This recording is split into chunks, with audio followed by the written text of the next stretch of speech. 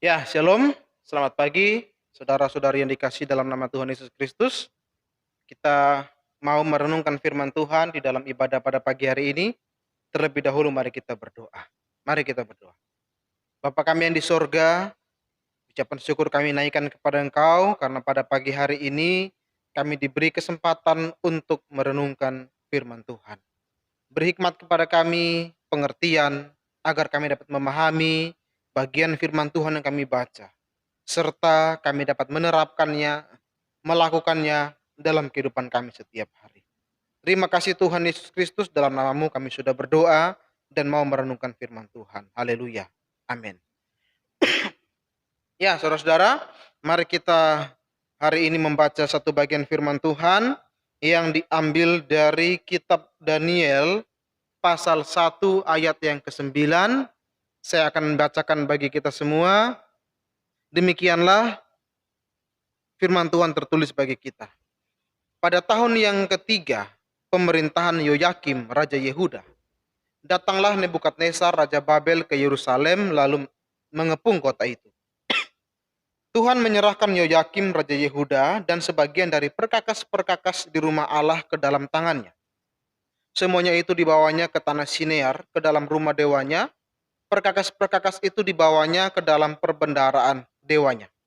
Lalu raja bertitah kepada Aspenas, kepala istananya, untuk membawa beberapa orang Israel yang berasal dari keturunan raja dan dari kaum bangsawan.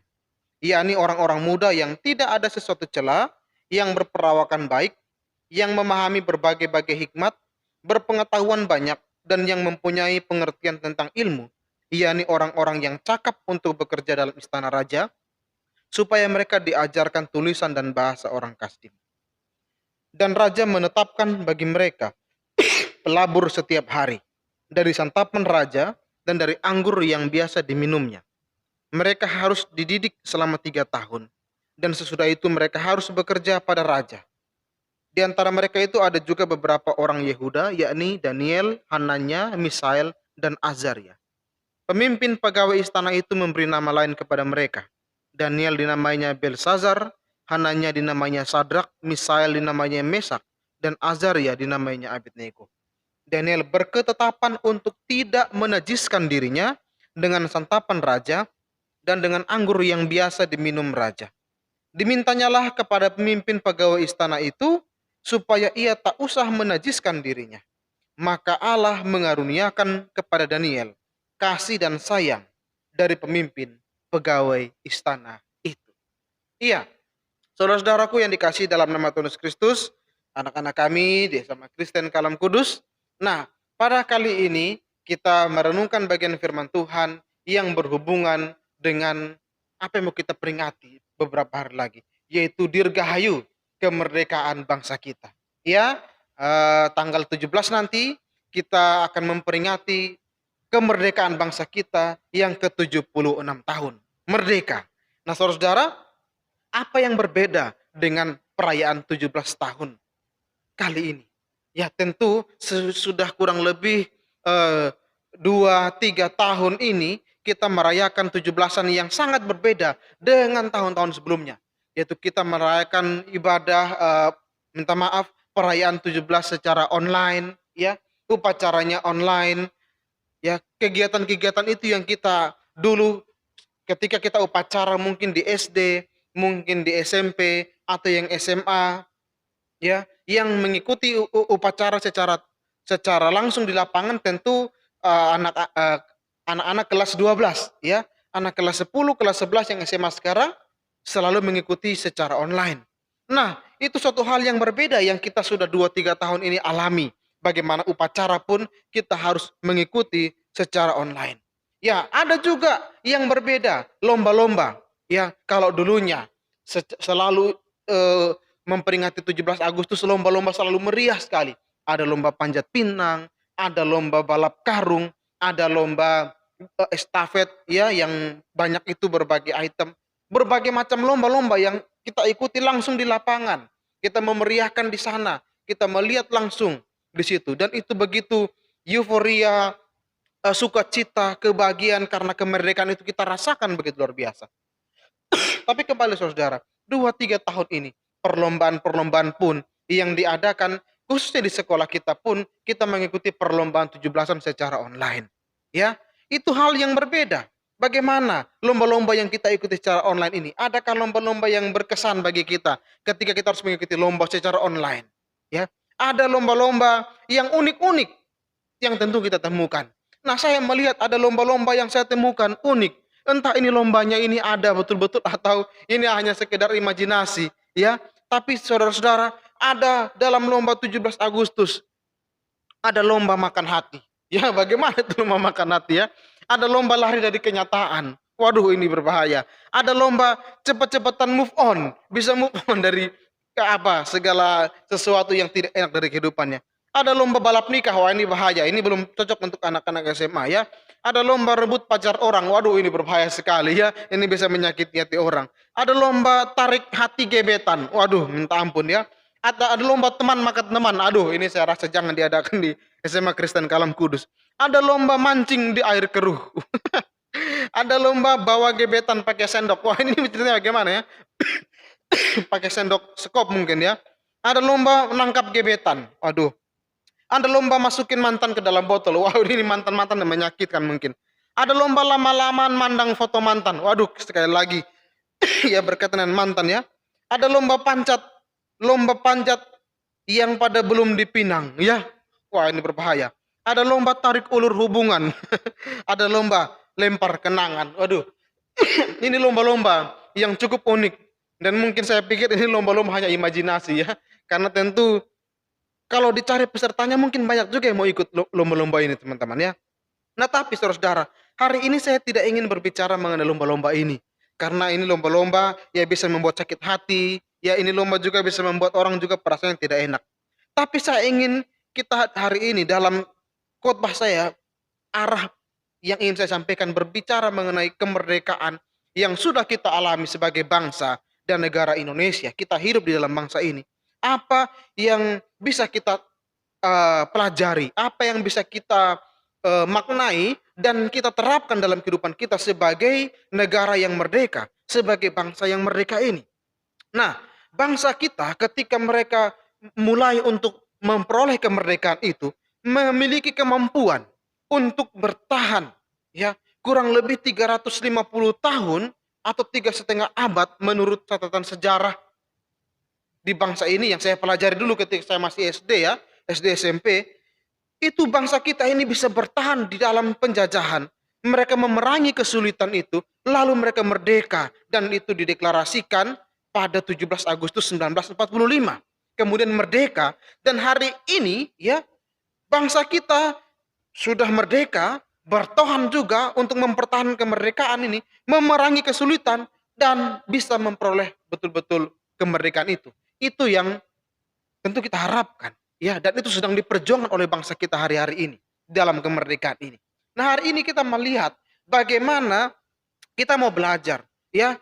Kita sebagai anak-anak Tuhan, kita sebagai orang-orang, ya, anak-anak muda yang sudah hidup di dalam bangsa yang merdeka, sebagai orang-orang yang hidup di dalam bangsa yang merdeka ini, bagaimana bisakah kita memanfaatkan kemerdekaan ini dengan sungguh-sungguh, ya. Apa yang bisa kita isi? Apa yang bisa kita lakukan di dalam kemerdekaan yang sudah kita nikmati sebagai bangsa yang merdeka ini? Saudara-saudara dikasih dalam nama Tuhan Yesus Kristus. Kita melihat di sini kisah tentang Daniel, ya.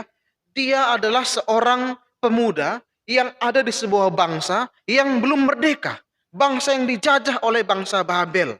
Mereka ada dalam pembuangan, mereka belum merdeka. Tetapi yang dikerjakan oleh Daniel dan juga kawan-kawan yang kita baca ya ada Daniel, Sadrak, Mesak, Abednego. Mereka berjuang, mereka bertahan, mereka ingin memerangi kesulitan yang mereka hadapi saat mereka sedang dijajah dan saat mereka sedang menghadapi pembuangan.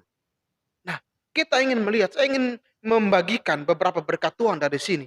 Bagaimana mereka bisa bertahan dan bagaimana mereka bisa memerangi kesulitan itu. Dari mana latar belakangnya, ya? Bagaimana mereka bisa menjadi pemuda-pemuda yang tetap bisa fighting, ya? Mereka tidak kendor, mereka tidak mundur walaupun bangsa mereka belum merdeka.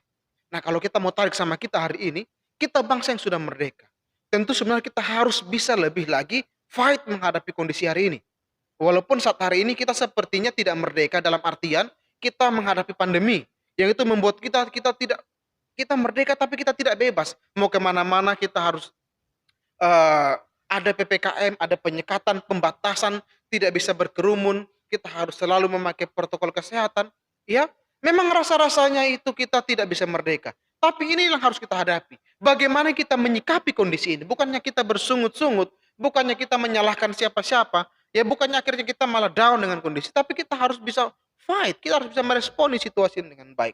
Nah, Daniel dan teman-teman, mereka bisa punya sikap bertahan menghadapi kondisi yang tidak baik ini karena apa? Ya, ada di sini rahasianya yang ingin saya sampaikan kepada kita. Nah, di ayat yang keempat, ini ayat yang cukup menarik saudara-saudara, dikatakan begini, yakni orang-orang muda yang tidak ada sesuatu celah, yang perawakannya baik, yang memahami berbagai-bagai hikmat, berpengetahuan banyak, dan yang mempunyai pengertian tentang ilmu, yakni orang-orang yang cakap untuk bekerja di dalam istana raja, supaya mereka diajarkan tulisan dan bahasa orang Kasdim. Nah, di ayat ini kita melihat saudara dikasih dalam nama Tuhan Kristus, bagaimana ya Daniel dan teman-teman ini mereka dilihat dan ditemukan ini orang-orang yang tidak ada cacat, ya perilakunya itu, perawakannya itu baik dan sebagainya. Ini kenapa? Nah, maka saya ingin kita melihat ini. merenungkan dengan sebuah tema, yakni membangun keluarga, membangun Indonesia. Membangun keluarga, membangun Indonesia. Nah, apa hubungannya membangun keluarga, membangun Indonesia dengan kisah Daniel ini?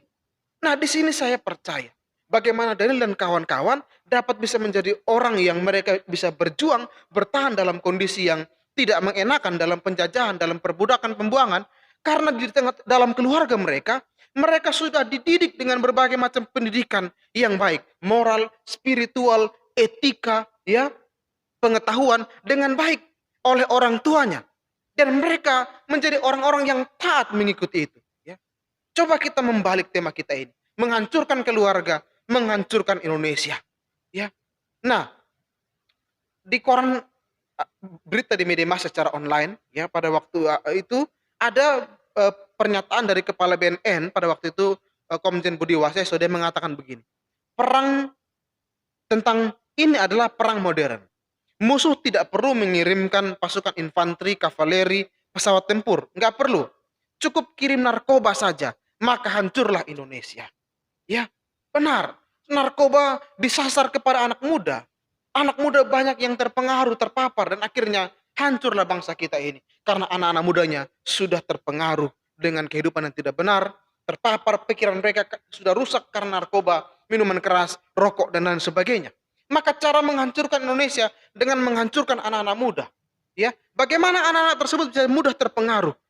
Mungkin saja di tengah-tengah keluarga banyak anak muda kurang mendapat perhatian. Mungkin orang tuanya sibuk dalam pekerjaannya, anak-anak mereka ya tidak mendapat perhatian yang baik. Sehingga sedikit terabaikan, maka bahaya sudah mengancam di depan pintu. Maka Daniel di sini saya melihat orang tuanya, orang-orang Yahudi memberikan pendidikan yang benar kepada anak-anak. Sehingga mereka ketika bertumbuh menjadi anak muda, dilihat oleh pegawai kerajaan Babel yang menjajah mereka. Ini orang-orang yang tidak memiliki celah, perawakannya baik, memiliki hikmat, berpengetahuan banyak, dan mempunyai pengertian tentang banyak ilmu. Termasuk Daniel dan saudara teman-temannya juga. Mereka menjadi para remaja pemuda yang mau mengikuti apa yang diberikan oleh orang tuanya dengan baik. Mereka menjadi pemuda-pemudi yang taat. Sehingga akhirnya apa yang diajarkan oleh orang tua mereka, itu mereka dapatkan dengan baik. Nah, ini menjadi bekal, saudara-saudara. Ketika mereka ada sebuah tempat yang tidak mengenakan mereka, ketika mereka dalam situasi yang tidak baik buat mereka, mereka bisa memiliki respon dengan baik. Mereka bisa menyikapi situasi kondisi yang tidak baik, karena mereka sudah mendapatkan bekal, bontot ilmu, pengetahuan dari keluarga, bontot ilmu moral, ilmu etika, tata krama yang benar, ya, spiritual yang baik, sehingga mereka tidak mudah terpengaruh dimanapun mereka berada. Itu hal yang penting yang saya dapatkan dari ayat 4. Ya. Nah, yang kedua, saya mendapatkan dari ayat yang ke-8. Dikatakan bahwa Daniel berketetapan untuk tidak menajiskan dirinya dengan santapan raja dan dengan anggur yang biasa diminum raja. Dimintanyalah kepada pemimpin pegawai istana itu supaya ia tak usah menajiskan dirinya. Nah, saudara-saudara, yang kedua di sini, ya, saya melihat dan ini menjadi berkat yang saya bagikan kepada kita sekalian, bahwa pada akhirnya puncak daripada keberhasilan sebuah keluarga dalam berhasil mendidik ya anak-anak di dalam keluarga, yaitu menghasilkan pribadi persis seperti apa yang dialami oleh Daniel. Tidak mudah dipengaruhi, tidak mau berkompromi dengan hal yang curang, hal yang jahat, hal yang tidak benar. Apa dikatakan? Daniel berketetapan, Daniel berkomitmen untuk tidak menajiskan dirinya dengan santapan yang biasa diminum dan makan oleh raja. Ya, nah, tidak mudah dia terpengaruh anak-anak muda ketika kalian mendengar apa perkataan orang tua. Ketika orang tua juga memiliki waktu diberikan kepada anak-anak di rumah. Akan menghasilkan anak-anak, remaja, pemuda yang tidak mudah disesatkan dengan ajakan-ajakan yang menyesatkan hari-hari ini. Ajakan untuk terlibat dalam minuman keras, di dalam narkoba, ajakan menyesatkan untuk ajakan-ajakan di media sosial yang mengajak untuk melakukan hal yang tidak benar, ngeprank-ngeprank yang tidak baik, ya, untuk terlibat dalam seks bebas, untuk terlibat cabut sekolah, untuk terlibat dalam segala hal yang negatif itu anak muda tidak mungkin bisa disesatkan di situ. Karena apa? di rumah dibimbing dengan baik oleh orang tua. Anak-anak juga memiliki budi pekerti yang baik untuk mau mendengarkan orang tua yang memberikan pengajaran yang benar. Ya, nah, tentu ini suatu hal yang untuk perlu kita pikirkan baik-baik. Maka dengan demikian, ketika keluarga memiliki tanggung jawab yang benar kepada anak-anak, tentu bangsa kita ini punya jaminan. Ya, masa depan yang cerah sudah menanti bangsa ini. Karena ketika kita membangun keluarga dengan baik dan bijaksana, kita sedang membangun bangsa ini menuju kepada kejayaan, menuju kepada berkat Tuhan. Ya, anak-anak tentu sudah memiliki kesadaran, nggak perlu lagi disuruh-suruh, nggak perlu lagi dipaksa-paksa. Kau harus belajar. Ini sudah jam sekian nih, ayo bangun cepat mau belajar, ya. Mau sekolah daring. Ada waktu ibadah cepat ikut. Anak-anak tidak perlu dipaksa. Ketika orang tua mengajar dan memberikan contoh teladan yang benar, ya, tidak perlu disuruh-suruh, ya. Karena ketika kita sudah terbiasa untuk dalam kehidupan demikian, kita akan melakukannya dengan sukacita. Tentu kalau kita lapar, perut kita bunyi-bunyi, nggak perlu pun kita dipaksa makan, kita akan makan, ya. Sebagai orang tua, kita pun nggak perlu disuruh-suruh kerja pun, kita akan mencari pekerjaan. Karena kalau tidak kerja, dapur tidak mengepul, tidak ada makan minum tengah-tengah keluarga, ya.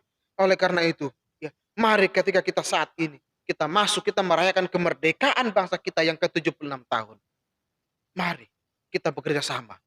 Orang tua, sekolah, ya, anak-anak, kita betul-betul mau memiliki kerjasama yang baik. Orang tua memberikan pendidikan, sekolah memberikan pendidikan yang baik kepada anak-anak, teladan, ya. Maka anak-anak juga mengikuti dan baik itu. Ya, dan akhirnya dengan kita membangun keluarga kita dengan baik, kita sedang membangun bangsa kita menuju kepada berkat Tuhan, menuju kepada kejayaan. Kiranya 76 tahun bangsa kita merdeka ini, keluarga kita juga merdeka di dalam Kristus. Bangsa kita sungguh-sungguh merdeka juga di dalam Kristus. Tuhan memberkati kita. Merdeka. Mari kita berdoa. Tuhan, terima kasih untuk firman Tuhan sudah kami renungkan hari ini. Kiranya ini menjadi berkat bagi kami, menggugah keluarga-keluarga untuk boleh memberikan bimbingan, didikan, binaan kepada anak. Menggugah anak-anak juga untuk bisa menaati, menghormati orang tua, mengikuti bimbingan yang baik. Sehingga apa yang dialami oleh Daniel dan teman-teman terjadi juga dalam kehidupan keluarga. Anak-anak muda, remaja hari ini membangun keluarga yang tangguh, menjadikan bangsa Indonesia kami adalah bangsa yang tangguh. Terima kasih Tuhan, kami bersyukur. Di dalam nama Yesus kami mengucap syukur dan berdoa. Amin. Tuhan Yesus memberkati. Shalom. Merdeka.